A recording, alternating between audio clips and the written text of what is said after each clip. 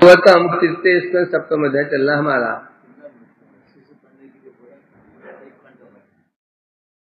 ठीक है, प्रसंग है विदुर मैत्री संवाद। तो कल इसमें उपाय बताया जा रहा था, जो जीव की दुर्वस्था हुई है, देह अध्यास के कारण है, जो उसमें काम क्रोध लोभ मोह मद दिखा की प्रतीति हो रही है, जो कि जीव में नहीं है। तो प्रतीति दूर कैसे हो? गोविंदा, ओ गोविंदा, हाँ रहता आगे आगे बढ़ जरा। ये तो पहले तो समस्या बताई, उस समस्या क्या महत्व है, यदि उसका निराकरण ना हो तो। इसमें अब विदुर ने पूछा, जो ठीक है सही कह रहे हैं, जो समस्या हमारी है ये दूर कैसे होगी? मैं मेरा जो अहंकार है ये दूर कैसे होगा? तो शुरू बता रहे हैं कैसे। कल क्या बताया? वासुदेव अनुकंपया भक्ति भगवत भक्ति योगेन तिरोधत्ते स्नेह। जो इस शरीर के प्रति हमारा ममत्व है, मैं शरीर हूं, ये मेरा है, मैं मेरा, ये दूर होगा। कैसे दूर होगा? वासुदेव अनुकंपया, वासुदेव की कृपा से जब भगवत भक्ति में हम पर लग जाएंगे तो शनय शनय धीरे धीरे दूर होगा। तो हम इसकी विवृत्ति पढ़ेंगे। कौन है रे? हिंदू का नहीं, यहाँ डंडा डंडा है बोले हाँ? क्यों? और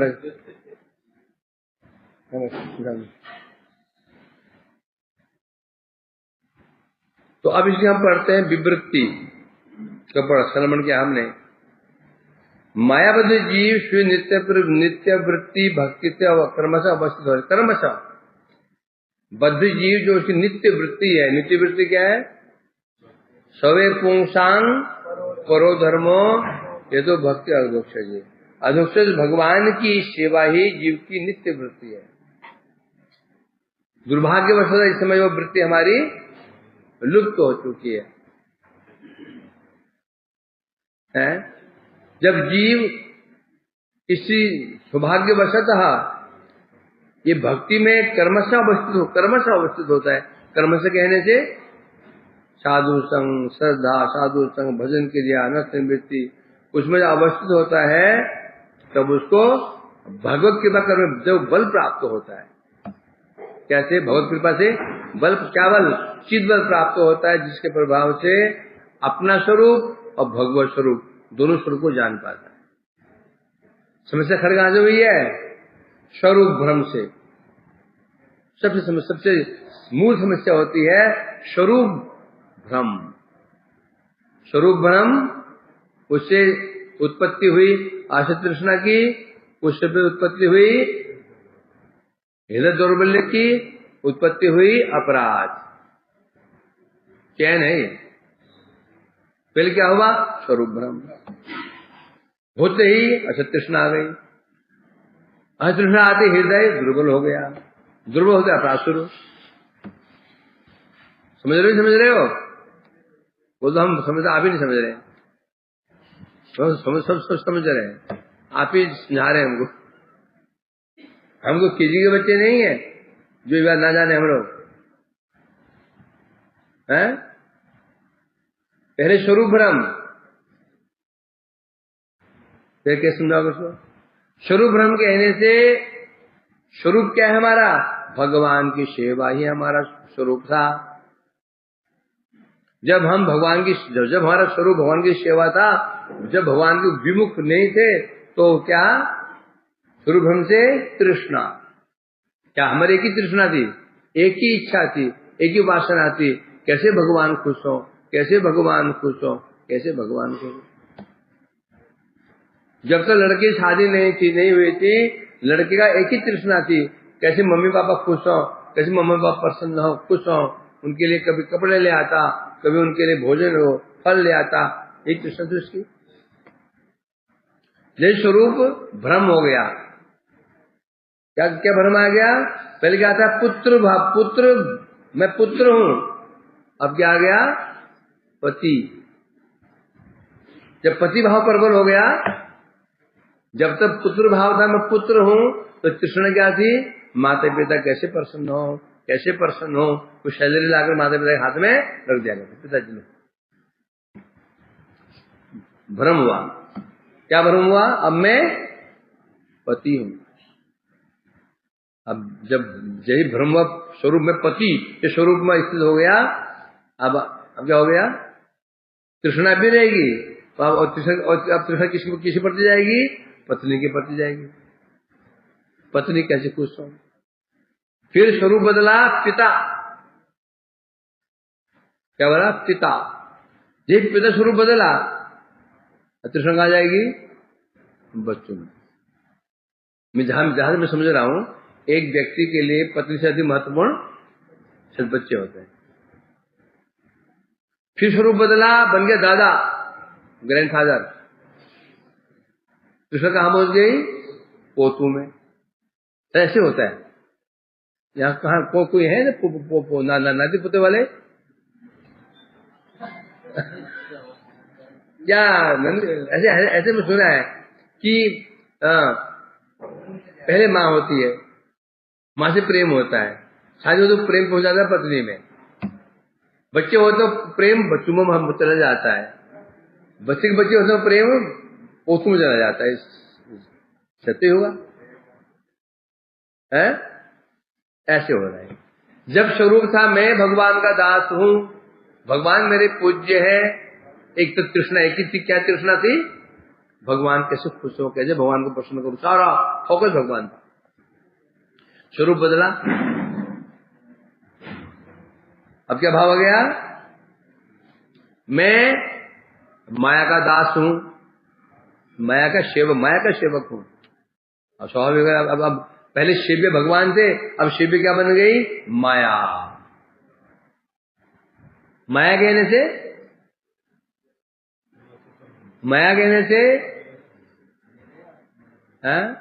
माता पिता देह दैहिक सब शिव्य बन गए हमारे।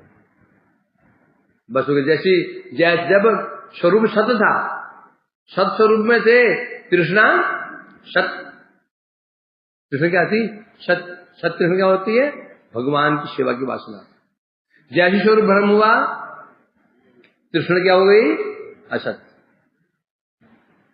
तृष्णा जो है, जो जल है, जल का अपना कोई धर्म नहीं होता, जल का अपना कोई गुण नहीं होता, जल है। अब तुम जैसे मिला देते हो, उसके विशेषण वैसा बन जाता है। ठंडा जल, गर्म जल, गंदा जल, मीठा जल। तृष्णा एक क्रिया है। अब इसे विशेषण कैसे लगेगा? वो किसके प्रति हो रही है? तृष्णा सद वस्तु के प्रति है तो तृष्णा सत, तृष्णा अलग असत वस्तु के प्रति तृष्णा सत। ऐसे है कि नहीं? भगवान सद वस्तु थे, तृष्णा भगवान के प्रति थी, तो क्या तृष्णा थी? सतो तृष्णा, सतो वृत्ति थी। जैसे ही वो तृष्णा लग गई, स्वरूप हुआ मैं माया का दास हूं, अब वो तृष्णा कहां चली गई है? असत वस्तु में, माया में, असत वस्तु में। अब तृष्णा क्या बन गई? असत तृष्णा। अब सत तृष्णा असत तृष्णा का प्रभाव क्या है? सत तृष्णा का प्रभाव क्या है? असत तृष्णा का प्रभाव क्या है? सत तृष्णा का प्रभाव हृदय स्ट्रांग होगा, असत तृष्णा का प्रभाव हृदय दुर्बल हो जाएगा। असत तृष्णा से हृदय दौर्बल्य, हृदय में रोग आ जाएंगे, अनर्थ काम क्रोध लोभ मोह मद मात्सर्य। हृदय क्या हो गया? दुर्बल हो गया, हृदय में रोग लग गए। अब जैसे हृदय में रोग लग जाते हैं, अब अपराध शुरू है कि नहीं? कोई हृदय में क्रोध आ गया अब वैष्णवों को भी नहीं छोड़ा, 2 चपेट लगा दी वैष्णव को भी, नहीं लगाया तो मनी मन गाली गलौज कर दिया, हो गया अपराध। समझे कि नहीं? पहले स्वरूप भ्रम, फिर असत तृष्णा, हृदय दुर्बलता, और दुर्बलता से अपराध। परंतु ये इसको घुमा देते हैं, जब स्वरूप हम सब अपने सत्स्वरूप में स्थित रहते हैं, तृष्णा सत्य होती है, तो इससे हृदय दुर्बल नहीं होगा, हृदय और स्ट्रांग होगा, और स्ट्रांग होगा। अपराध से मामला खत्म। तो ये समस्या हमारी खड़ी हुई है कहां से? स्वरूप भ्रम से सारी समस्याएं खड़ी हुई है। अविद्या, तो यही कह रहे हैं, जब वो साधक, वो व्यक्ति अपने स्वरूप भ्रम नष्ट हो जाता है, जो स्वरूप भ्रम नष्ट हो जाता है, अपना स्वरूप मैं कौन हूं, भगवान कौन है, इसमें समझ जाता है, तो क्या होता है? हाँ, तो जो समझ जाता है, यही है भगवत कृपा, यही है भक्ति का उन्मेष। ये कब होगा? ये अपना स्वरूप को समझ जाना और वो पर स्वरूप भगवान स्वरूप समझ जाना, ये किसका होगा? यही है भक्ति वृत्ति, यही है भक्ति का उन्मेष। बस भक्ति उन्मेषित हो गई, प्रकाशित हो गई, और यही है भगवत कृपा। तो यहां कह रहे हैं, और फिर क्या होता है? भक्ति युग अवस्थित मुक्त पुरुष कृपण बद्ध होना। अब जो व्यक्ति जिसपे भक्ति प्राप्त हो जाती है, अपना स्वरूप, पर स्वरूप, भगवत स्वरूप का अनुभव हो जाता है, अपने स्वरूप का अनुभव हो जाता है, फिर कभी भी वो व्यक्ति कृपण नहीं होता। कृपण मैंने क्या? दीन नहीं होता। फिर हाय मैं मर गया रे, हाय ये हो गया रे, वो हो गया रे, ये छूट गया, वो मर गया, रात दिन रोना पीटना बंद, कृपणता खत्म हो जाती है उसकी। कृपणता मिल गया दीनता। दीन क्या क्या दीनता? दुखों से पीड़ित होना, फिर उसको ये काम करो, लोग ये कष्ट व्याधियां उसको फिर विचलित नहीं कर पाएंगी, फिर वो बद्ध इनमें बद्ध नहीं होता। फिर तारा कर्मशः ताहादे भजन प्रवृत्ति प्रभावे बाह्य जड़ भोगमय राज्य उदासीन हो या न्यूनाधिक मायावादी संग कुतर्क साधे समर्थन। बस जब जीव इस स्थिति में आ जाता है, किस स्थिति में आ जाता है अपना स्वरूप और भगवत स्वरूप का अनुभव हो जाता है कि भगवान मेरे सेव्य हैं, मैं उनका सेवक हूं। ये जब इसको आ जाता है, अवस्थित हो जाता है, कर्मशः यहीं से खेल शुरू होगा। भक्ति शुरू कहां से होगी? संबंध ज्ञान से। भक्ति शुरू होगी भाव से, पहले भक्ति नहीं है,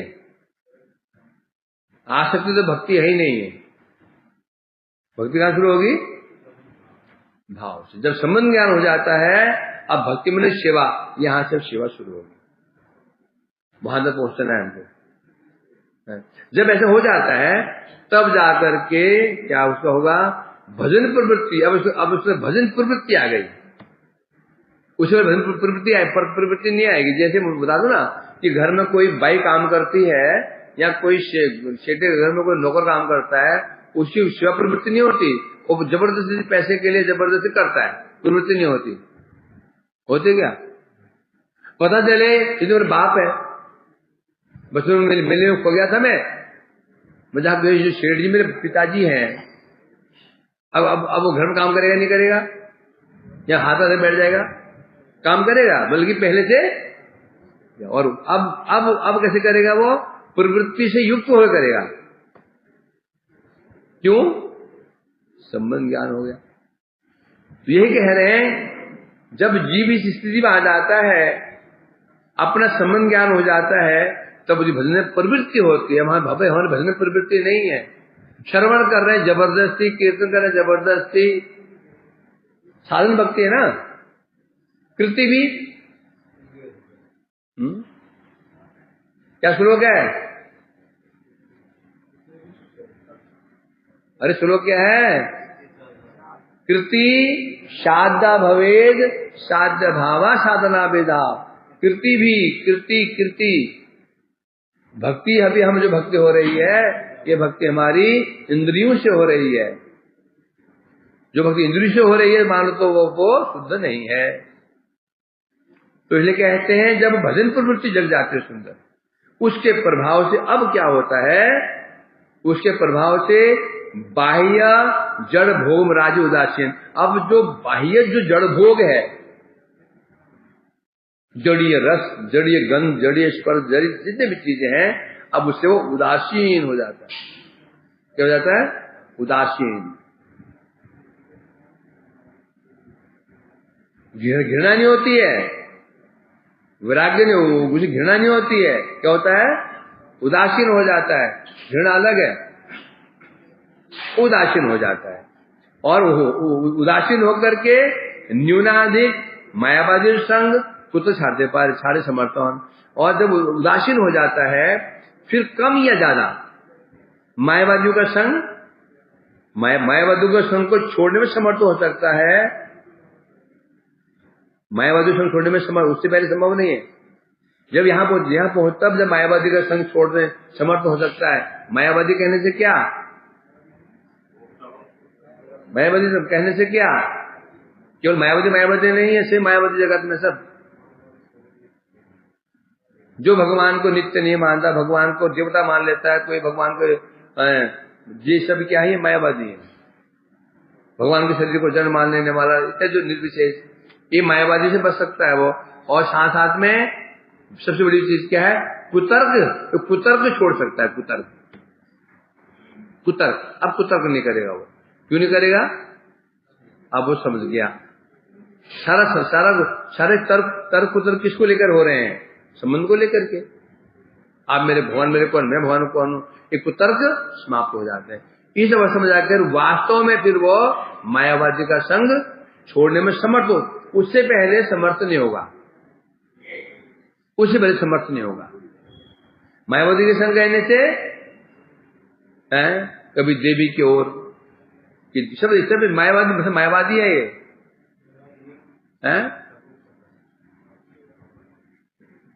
सब इतरो अस्मान अवैष्णव, सब अवैष्णव। किसको छोड़ करके? क्या श्लोक है? गृहीत विष्णु वैष्णवी तो अभिज्ञ अस्माद वैष्णव। बस केवल विष्णु भक्त ही वैष्णव है। इसके अलावा जितने देवी भक्त, देव भक्त, भूत भक्त, जितने भक्त हैं सब ये क्या है? अवैष्णव है। तब छोड़ सकता है, नहीं तो छोड़ नहीं पाएगा।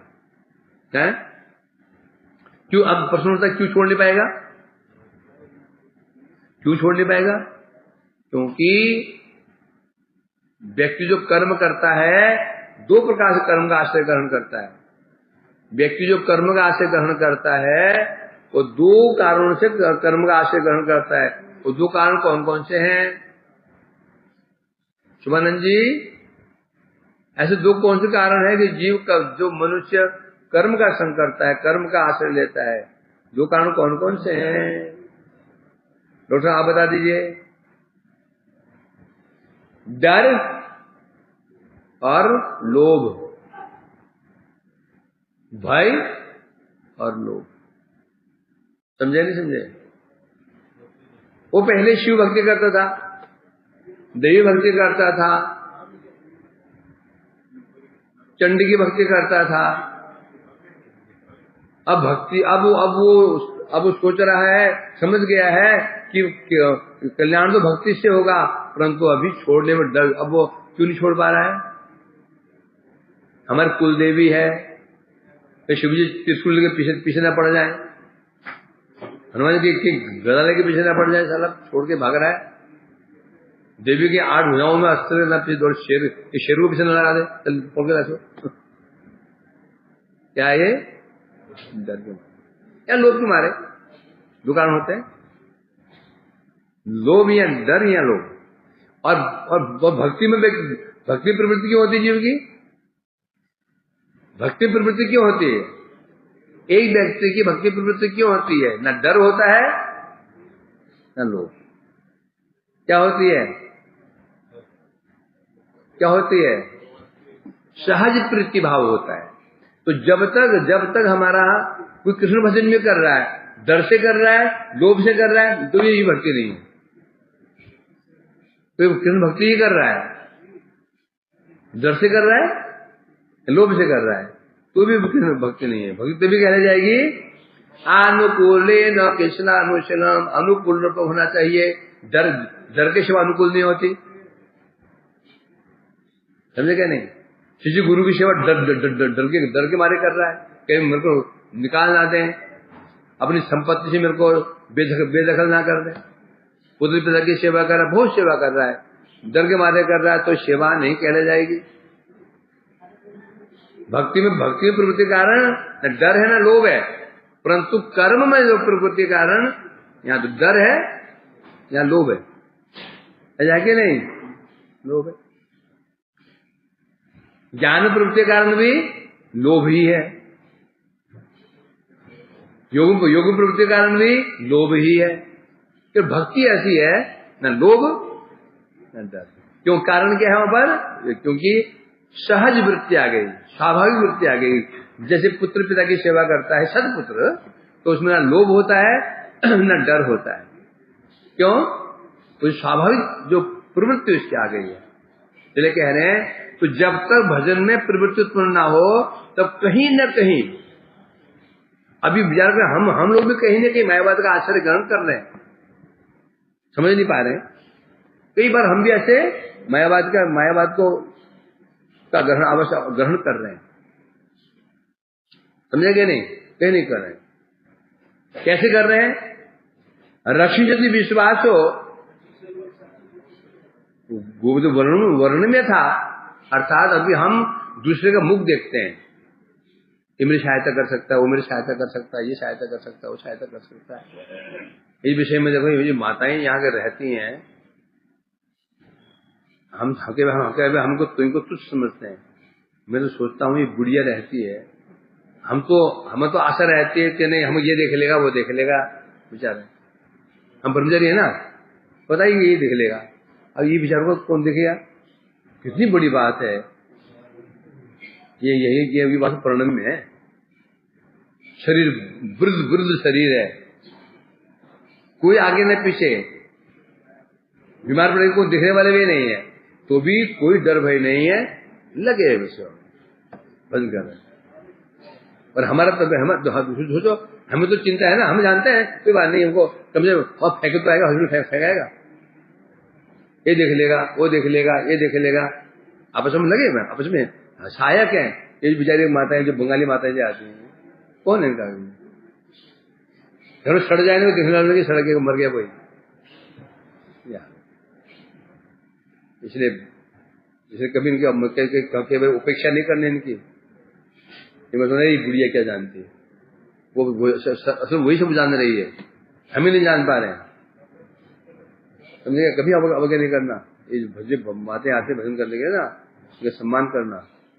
अपराध कहाँ होगा पता भी नहीं चलेगा, समझेगे नहीं? अहंकार में मत नहीं रहना, कोई स्वार्थ नहीं है। लगी है बेचारी, वो राधा माता जी है, पैसे लाके मैं जमा करा देती है, सेवा भी कर रही है, पैसे भी दे रहे हैं। अभी तो 40,000 जमा कर चुकी है, 40,000 जमा करा दी मेरे पास।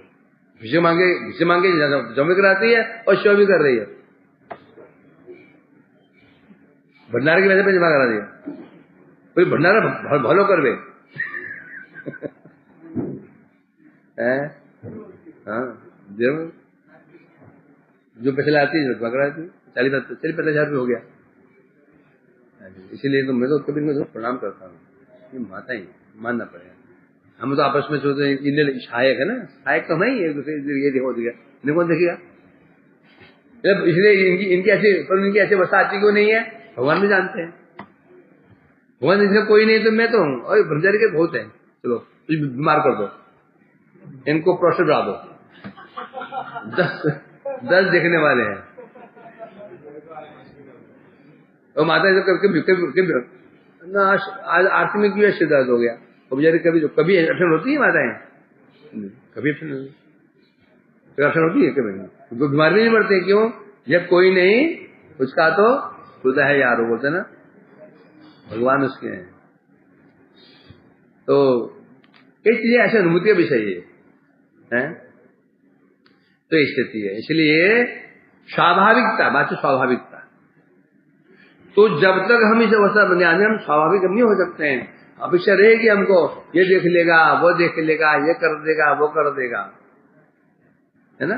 इसलिए कह रहे हैं यहाँ पर, तो जब तक इस अवस्था में जब तक संबंध ज्ञान हो जाता है, तब तक भाई ये क्या भजन प्रवृत्ति आएगी नहीं आएगी, तो फिर कम या ज्यादा हम मायावाद के संपर्क में रहेंगे, कुतर्क करेंगे।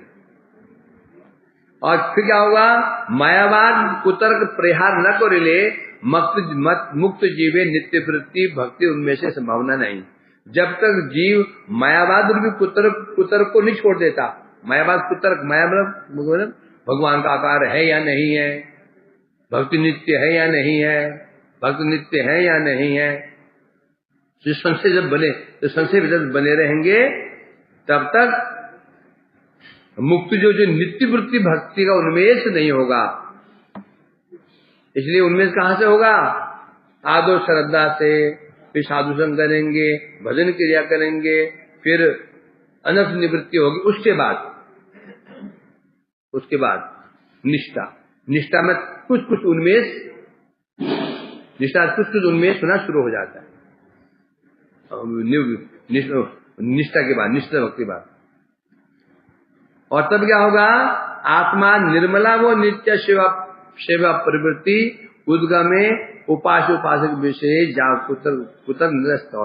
और जब आत्मा निर्मला, जो आपकी जो निर्मल नित्य वृत्ति, आत्मा की निर्मल नित्य वृत्ति क्या है? भगवत सेवा।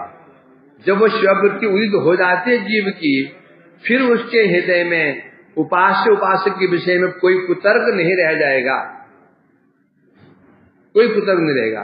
और जब तक हृदय में शिववृत्ति नहीं आएगी, नित्य शिववृत्ति नहीं आएगी, वो संदेह रहेगा। ये मतलब हमारे संदेह नहीं है, हमारे भी संदेह भी हैं। अभी हम संदेह भगवान के भी संदेह हैं, कुछ संदेह लीलाओं में, उनकी कृपा में संदेह नहीं। क्या इतनी भजन कर रहा हूं, सब में सारा ये कमर टूट गई मेरी, कुछ है भी भजन में, कुछ है भी कि नहीं भजन में, थोड़ा कुछ करते हैं और इसमें भजन कर रहा हूं, ये क्या है? ये क्या है? संदेह है, ये शंकाएं हैं। इसलिए कह रहे हैं यहाँ पर, तो जब आपकी निर्मल नित्य शिववृत्ति उद्गम हो जाती है, फिर उपासक के विषय में कोई कुतर्क रहे नहीं, सब कुतर्क नाश, कोई संदेह नाश, कोई संदेह नहीं रहेगा। फिर कोई भटका नहीं पाएगा हमको, समझे क्या नहीं? अभी जो कैसी बीमारी को आ गई, तो किसने कहा भैया तुम थोड़ा ना हनुमान चालीसा पाठ करो रोज,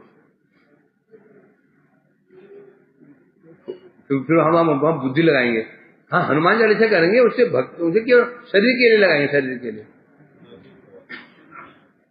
तो इसलिए आज आ जाती है, क्या करोगे? प्रतिष्ठित अभी है नहीं है, हो ही जाता है, क्या कर सकते हो? हम जिस भूमिका में खड़े हैं,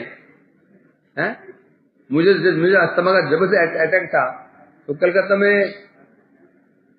तो निताई प्रभु जी हमारे संगठन बोल लेके गए मुसलमान के वहां, उसने धागा बांधा हाथ, बोले अब तुम मुर्दे को मत देखना, स्टेशन में गए वही मुर्दा पड़ा हुआ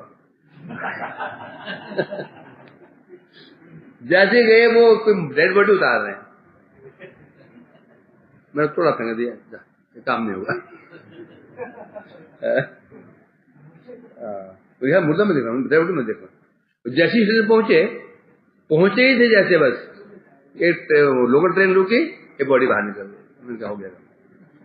मैं बहुत चाहते नहीं, कैसे बीमारी में क्या कुछ नहीं कर देता आदमी, क्या कुछ जब बीमारी आ जाती है ना, समस्या, आदमी विचलित हो जाता है, तो जो बुद्धि काम नहीं करती क्या करना क्या नहीं करना है। तो जब ऐसी स्थिति आ जाएगी, मर जाएगा, तर जाएगा, नहीं मर जाऊंगा, बिल्कुल नहीं, भटकेगा नहीं। मरूंगा तो स्वधर्मे निधनम सरेगा, पर धर्मो भयामहे मरूंगा। रामानुजी रामानुजी वैष्णव इतने कट्टर होते हैं, उनके मंदिर में आग लगी, सामने शिव मंदिर है, बोले इधर आ जाओ, यही मरूंगा। इतने कट्टर होते हैं वो रामानुजी वैष्णव हैं। यदि उन मंदिर में आग लगी, सामने शिव मंदिर है, किसी ने बुलाया यहाँ आ जाओ ना, यहाँ परीक्षा बंदे, यही मरेंगे, यही मरेंगे। निष्ठा की महत्व होता है। और देखो तो तुलसीदास जी, यहाँ तुलसीदास जी वृंदावन में आए थे ना, ज्ञान गुजरी पहुंचे, कृष्ण मंदिर में प्रवेश किए, प्रणाम नहीं किया, प्रणाम नहीं किया। बताओ निष्ठा कैसे होनी चाहिए। क्या बोले, श्रीनाथे जानकी नाथे चाभेदे परमात्मनि तथापि मम सर्वस्व राम कमल लोचन। खड़े हो गए, श्रीनाथे जानकी नाथे चाभेदे परमात्मनि, हे मैं जानता हूं, श्रीनाथ मतलब राधानाथ, जानकीनाथ सीतानाथ, जानो अभेद है, अभिन्न है, तो भी मेरे सर्वस्व तो राम कमल लोचन है, राजीव लोचन रामचंद्र जी हैं। सिर नहीं झुकेगा, सिर नहीं झुकाऊंगा।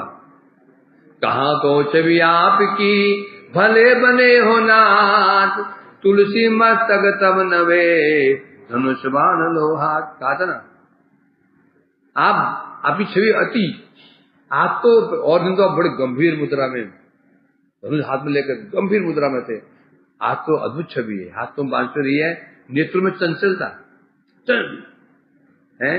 राम जी की मुद्रा कैसे होते हैं, नेत्र कैसे होते हैं, शांत नेत्र, शांत नेत्र। और कृष्ण नेत्र कैसे होते हैं, चंचल। ये बच्चे जो बच्चा है ना, तो बच्चे नेत्र कैसे होते हैं, चंचल होते हैं, जो बड़ा होता है फिर स्थिर। तो कह रहे हैं आज आपकी अद्भुत छवि है, अद्भुत छवि है, परंतु लाग अच्छे हो, तुलसी का मस्तक तभी झुकेगा धनुष बाण लो हाथ। कृष्ण ने धनुष बाण हाथ में लिया।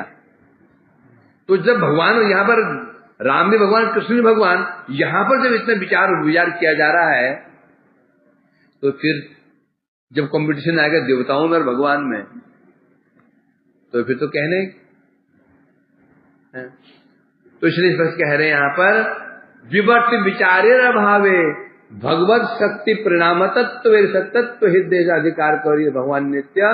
और तब क्या होगा, अभी हम कहाँ फंसे हुए हैं, हम विवर्त में फंसे, विवर्त में, भंवर में फंस रहे। विवर्त दूर नहीं हो सकता। विवर्त किसे कहते हैं, अज्ञान वशतः एक वस्तु के प्रति अन्य वस्तु प्रतीति को विवर्त कहते हैं। संध्या का समय था, लाइट कम थी, सामने रस्सी पड़ी हुई थी, गए हाथ जोड़ करके खेम, ऐसे भागा, सीट कमर घुसा, बचाओ बचाओ, क्या क्या क्या क्या हो गया, वो सांप। तो मुझे साहब को हंसा गया, हो सकता है लाइट जलाए तो इतनी गालियां पड़ी इसको, और रस्सी पड़ी थी। जैसे कहते हैं रस्सी में सर्प का विवर्त, ये विवर्त बात। विवर्त क्या है, हम शरीर नहीं है, मैं शरीर नहीं हूं, और ये जगत की वस्तु मेरी नहीं है, इसको शरीर को मैं मान लेना, और वो मेरा यही है विवर्त। अब देखो साधु विवर्तवाद ये था, और मायावती ने क्या घुमाया इसको, विवर्त का उदाहरण किसके लिए है, आत्मा और देह के लिए। आत्मा और देह, हम आत्मा है, देह नहीं है। आत्मा को देह मानना ही विवर्त है, परंतु मायावती ने इसको घुमा दिया और किसमें कर दिया, जीव और ब्रह्म, जीव ब्रह्म। अर्थात जीव तुम ब्रह्म हो, परंतु अज्ञान के आप लोग क्या मान रहे हो? जीव मान रहे हो। ये विवर्त है। तुम ब्रह्म हो, परंतु जैसे अंधकार में रस्सी क्या दिखाई पड़ रही थी? सांप। तुम जीव नहीं हो, तुम ब्रह्म हो, परंतु अज्ञान वश तुम अब क्या मान रहे हो? आपको जीव मान रहे हो। इसको विवर्त बोल दिया। जबकि विवर्त का शास्त्र में विवर्त की बात, विवर्त क्यों था? विवर्त का दृष्टांत किस लिए था? शरीर और आत्मा। जब आत्मा हम लोग शरीर मान लेती है, जब आत्मा शरीर मान लेते हैं, अपना मान लेते हैं, ये विवर्त है। तो इसलिए कह रहे हैं यहां पर विवर्त विचारे अभाव है। जब तक विवर्त रहेगा, अभी हम सब विवर्त में हैं, सब विवर्त जाल में फंसे हैं, मैं सब तो यही है कि नहीं? देख बता तो बुद्धि बड़ी हुई है। ये मेरा देश है, मेरा घर है, मेरा राज्य है, मेरा मोहल्ला है, ये मेरे माता है, मेरे पिता है, ये मैं शरीर हूं। ये तो विवर्त है। और समस्या का कारण क्या है? यही है, यही कारण है। जिस दिन विवर्त समाप्त हो जाएगा, समझा कोई मेरा कोई नहीं मेरा नहीं, मैं कि भगवान का अंश हूं, दास हूं, फिर क्या होगा? न काम, न क्रोध, न लोभ, न मोह, न मत, खत्म, कुछ भी रहेगा ही नहीं। तो यहां बता रहे, और ये विवर्त कब जाएगा? बता रहे ना, जब आत्मा की निर्मल नित्य वृत्ति, शिवा वृत्ति जो उदित हो जाती है, तब जाकर के ये विवर्त समाप्त होगा। तब समझ पाएगा, अरे मैं तो भगवान का दास हूं, बस मेरा एक ही परिचय है, क्या? मैं भगवान का दास हूं और मेरे को यही परिचय है। इसका विवर्त, जब चला जाता है, तब क्या है? तब उसको विश्वास होगा भगवत शक्ति परिणाम। क्या समझ आएगा? अभी हम क्या समझ रहे हैं? हम क्या समझ रहे हैं? ये शरीर मैं हूं। तो फिर क्या बुद्धि आ जाएगी? मैं शरीर नहीं हूं, मैं भगवान की शक्ति का अंश हूं। भगवान की जो जीव शक्ति है, उसका अंश हूं मैं। और जो शरीर है, ये भगवान की माया शक्ति का कार्य है। ये संसार क्या है? भगवान माया शक्ति का कार्य है। और मैं किसका कार्य हूं? मैं भगवान की जीव शक्ति का कार्य हूं। इसे कहते हैं परिणामवाद। यह परिणामवाद है ना। मायावादियों ने 3 वाद स्थापित किए हैं। 3 वाद खंडन कर दो उनके। मायावाद खंडन, मायावाद को स्थापन कर 3 ही वाद हैं: विवर्तवाद, परिच्छिन्नवाद, प्रतिबिंबवाद। जब शास्त्रों में ही है, क्योंकि शंकराचार्य ने शास्त्र माने हैं। शास्त्र से बाहर की बात नहीं बोलेंगे वो। शास्त्रों में लिखा है, शास्त्रों में विवर्तवाद शास्त्रों में, परिच्छिन्नवाद शास्त्रों में, वो भी शास्त्रों में। महात्मा बुद्ध, गौतम बुद्ध और शंकराचार्य में क्या अंतर है? शंकराचार्य की प्रत्येक बात शंकराचार्य की प्रत्येक स्टेटमेंट शास्त्र पर आधारित है, और गौतम बुद्ध की शास्त्र बाहर की है। तो जो परिणामवाद है, परिणाम तो वैष्णव का है। जो 3 वाद है, विवर्तवाद शास्त्रों में, परिच्छिन्नवाद शास्त्रों में, प्रतिबिंबवाद शास्त्रों में। तो इसका अर्थ हुआ में विवर्तवाद का दृष्टांत किसलिए था? जीव और देह, आत्मा और देह में, आत्मा और शरीर और आत्मा में, इसमें दृष्टांत था विवर्तवाद। प्रतिबिंबवाद का उदाहरण क्या था? भगवान। प्रतिबिंबवाद इसका एग्जाम्पल किसने था? कि एक ही भगवान सब शरीरों में निवास करने पर भी एक ही है। क्या है वो? ईश्वर तो भूतनाम हृदय तिष्ठति। इसको स्थापित करने के लिए था प्रतिबिंबवाद। जैसे आकाश में एक ही सूर्य है, जिस 100 बाल्टियां हैं, उनमें 100 बाल्टी में 100 सूर्य दिखते हैं। तो सूर्य कितना है? एक। तो ये उद्देश्य था। एक ही परमात्मा सब जीवों के हृदय में एक साथ विराजमान है। ये था प्रतिबिंबवाद। परंतु घुमा दिया, इनमें जो खतरनाक कौन सा है ये हमारे लिए? हम किस फंसे हुए हैं? हम फंसे हम किसमें? विवर्त में फंसे हुए हैं। हम पृथ्वी में नहीं फंसे हुए हैं, तो हम कहाँ फंसे हुए हैं? हमारी गाड़ी कहाँ टिकी हुई है? विवर्तवाद में। क्या शरीर को मैं मान रहे? माने कि माने? क्या प्रमाण शरीर को मैं मान रहा हूं? कोई थोड़ा तो अपान कर दे, शरीर को हानि पहुंचा दे तो आग लग जाती है।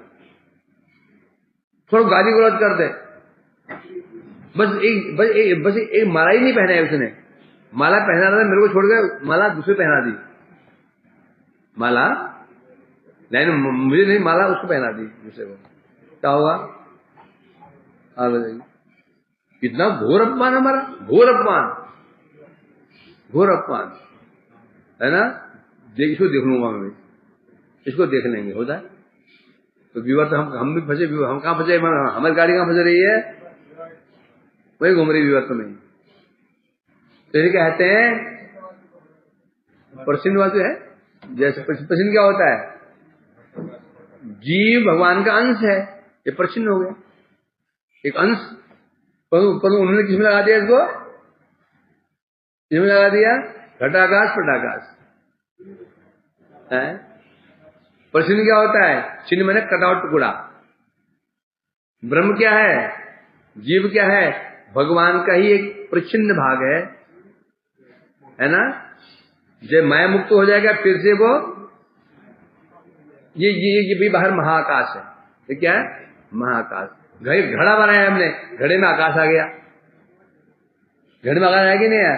ये आकाश कहां से आया? परिच्छिन्न आकाश है ये। वो महाकाश का एक टुकड़ा किसमें घुस गया? घड़े में घुस गया। घड़ा तोड़ दो, घटाकाश महाकाश मिलकर एक हो जाएगा। ये जी ब्रह्म बन गया। ये प्रसिन्नवाद ऐसी स्थिति है। तो इसे कहते हैं जब जीव की निर्मल जो नित्य शिव वृत्ति है, जब उसको उद्गम हो जाता है, प्रकाशित हो जाती है, फिर उपास्य के विषय में कोई तर्क रह ही नहीं जाता। अभी देखो 4 वैष्णव संप्रदाय हैं, फिर अद्वैत संप्रदाय है, आर्य समाज है, ब्रह्म समाज है। जितने भी झगड़े किसको लेकर हो रहे हैं? 2 तत्व को लेकर, उपास्य और उपासक। सारे झगड़े हो रहे आपस में, जो लपड़े हैं ये किसको लेकर के हैं? जो वैष्णव आचार्य, इनमें भी जो लिखा जा रहा है संप्रदाय में, वो भेद किसके कारण से है? उपास्य और उपासक, ये तो है। कर्मियों से वैष्णव को मतभेद किसको लेकर के? उपास्य उपासक। वो बोलते जी वो क्या नाम है, गणेश जी उपास्य है, उनके भक्त उपासक है। वह बोल नहीं, भगवान उपास्य है। झगड़ा किसको लेकर हो रहा है? जो मतभेद है किसको लेकर गए? उसको लेकर के चल रहा सारा। तो ये चलता रहेगा। ये कब तक? जब तक आत्मा की जो निर्मला नित्य शिव वृत्ति उद्गम नहीं हो जाता, तब तक उपासक का जो विषय, जो संशय बने रहेंगे। और जब ये हृदय में भक्ति प्रकाशित हो जाती है, तब उसका उपासक समझ कोई संशय नहीं रह जाता। उस समय वह समझ जाता है शक्ति परिणामवाद।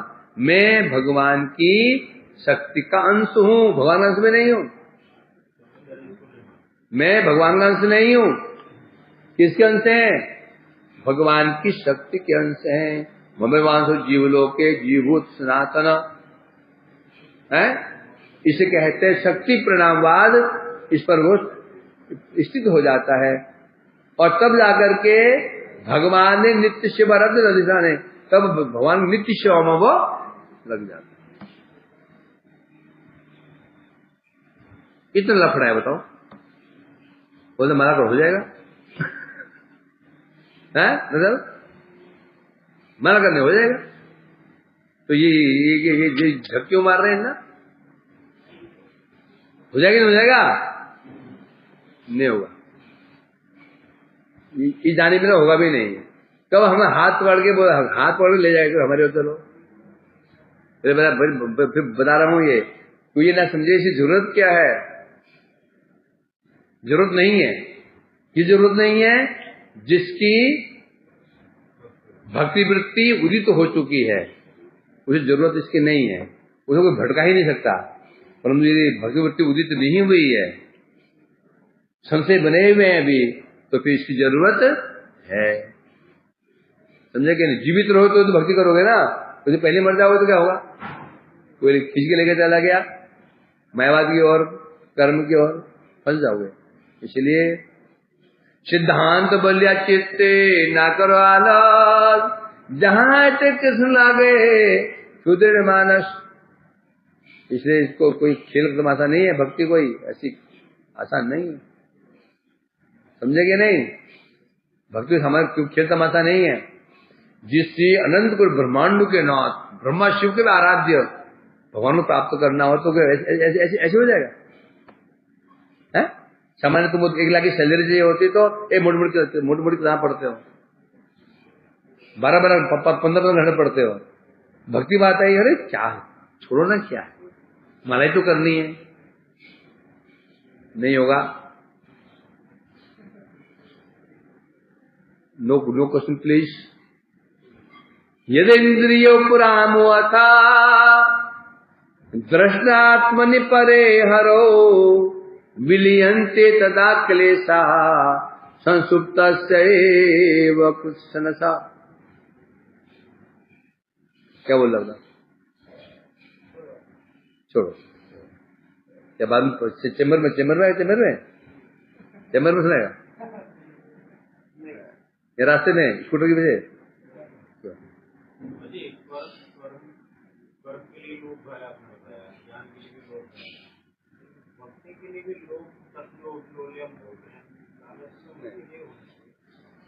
वहां भय नहीं ना, लालच अपनी वस्तु की लालच नहीं होता। यदि कोई व्यक्ति उसका मोबाइल खो गया है, खोज रहा है, कोई कहेगा कि बड़ा लालची आदमी है यार, ये बड़ा लालची आदमी है, देखो लगा हुआ मोबाइल खोजने में। नहीं, अपनी वस्तु। लॉली किस चीज के लिए है? किसकी लॉली किस चीज के लिए हो रहा है? भगवान को प्राप्त करने लॉली, लालच। ठीक है, लालच नहीं है तो अपनी वस्तु है। कब हो जाएगा वह? प्रयास सत्याहार प्रयास प्रयास से भक्ति नष्ट होती है। तो बोले तो हम प्रयास नहीं कर रहे। अत्याहार प्रयास प्रजल्पो नियमाग्रह जन संघर्ष लौल्यम च भक्ति विनश्यति, है ना? तो हमारा लॉली नहीं है, लॉली है कि नहीं है तो क्यों लगे हुए? क्यों? लॉली तो है, लालच है। प्रयास नहीं करने क्या? सुबह से क्या कर रहे हो? 3 बजे उठ जाते हो, उठकर लगे हो, प्रयास नहीं कर रहे हो। न मत करना, भक्ति नष्ट हो जाएगी बिल्कुल। जब नींद टूटे तब उठो, खा पीने के बाद टाइम बच जाए तब माला करो। अच्युत दिए नहीं, प्रयास नहीं करना, निषेध कर रहा, निषेध किया ग्रंथ में, उद्या में तो मेरे निषेध किया गया। प्रयास नहीं करना, जितना हो जाए स्वाभाविक, जितना नेचुरली हो जाए। जब पूरी नींद हो जाए और कहीं मन नहीं लग रहा तो माला पकड़ो, टाइम पास करने के लिए। समझा कि नहीं? आनंद रात को 11 बजे छत में घूम के नामत क्या करो? 11 बजे छत में नामत क्या करो? गलत है, मना कर दिया है।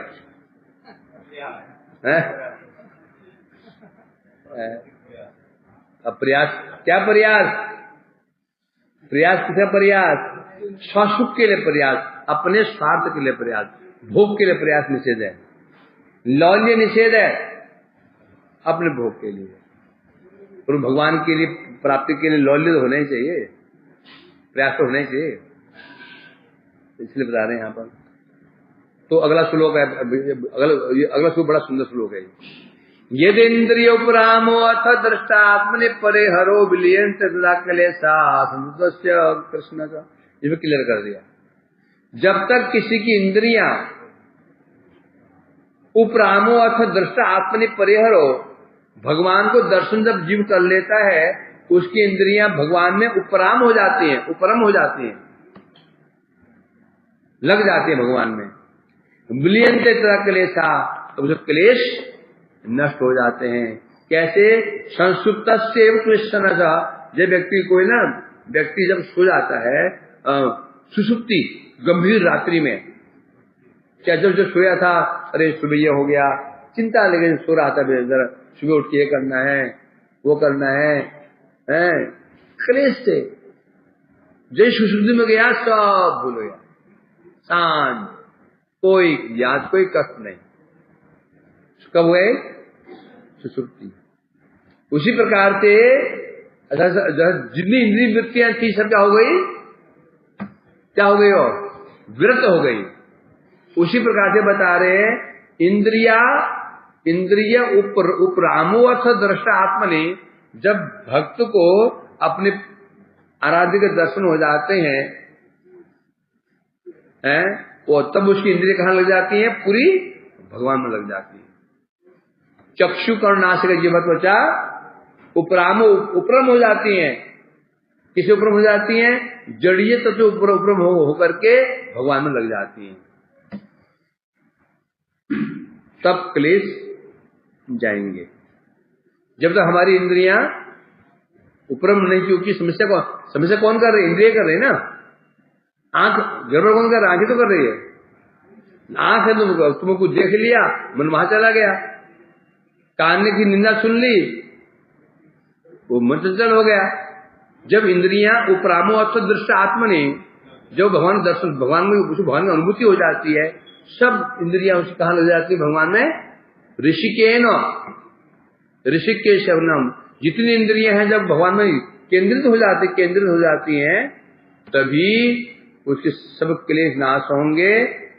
और तब जितने क्लेश के तो उदाहरण दे, संसुप्त, जो व्यक्ति सो जाता है, एक होती स्वप्न अवस्था, सुषुप्ति अवस्था। स्वप्न अवस्था में होता है अभी थोड़ा याद रहता है कि मैं यहाँ सो रहा हूँ, ये यहाँ सो रहा है, वो यहाँ सो रहा है, तो याद रहता है उसमें। और संसुप्ति में क्या होता है? हो दिन में हूं भी के नहीं। तो उसी प्रकार से बता रहे यहाँ पर क्लेश नाश होंगे। वंशा कल्पतरुभ्यश्च कृपा सिंधुभ्यो न पावने।